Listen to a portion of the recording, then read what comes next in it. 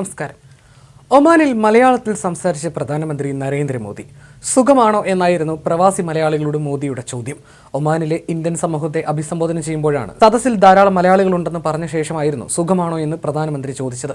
മലയാളികൾ മാത്രമല്ല, തമിഴ്, തെലുങ്ക്, കന്നഡ, ഗുജറാത്തി ഭാഷകൾ സംസാരിക്കുന്നവരും ഇവിടെയുണ്ടെന്നും പ്രധാനമന്ത്രി പറഞ്ഞു. ഒമാനിൽ മിനി ഇന്ത്യ കാണാൻ കഴിഞ്ഞുവെന്നാണ് അദ്ദേഹം പ്രസംഗത്തിൽ പറഞ്ഞത്. ഇന്ത്യയും ഒമാനും തമ്മിലുള്ള നയതന്ത്ര ബന്ധത്തിന്റെ 70-ാം വാർഷികം ആഘോഷിക്കുന്ന വേളയിലാണ് പ്രധാനമന്ത്രിയുടെ ഒമാൻ സന്ദർശനം.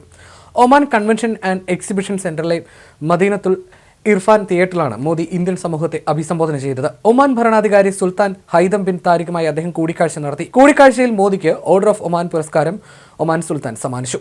ഇന്ത്യയും ഒമാനും സാമ്പത്തിക സഹകരണ കരാറിൽ ഒപ്പിട്ടു. ഇരു രാജ്യങ്ങൾക്കും ഇടയിൽ ഉൽപ്പന്നങ്ങൾക്ക് തീരുവ കുറയുകയോ ഇല്ലാതാവുകയോ ചെയ്യും. മസ്കറ്റിൽ അൽ ബറ കൊട്ടാരത്തിലാണ് മോദി സുൽത്താൻ കൂടിക്കാഴ്ച നടന്നത്. 2 ദിവസത്തെ സന്ദർശനത്തിലാണ് മോദി ഒമാനിലെത്തിയത്.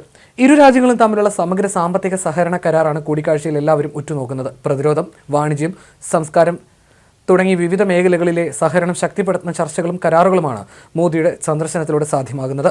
ഒമാൻ സന്ദർശനം പൂർത്തിയാക്കി വൈകിട്ടോടെ പ്രധാനമന്ത്രി ഡൽഹിക്ക് മടങ്ങും.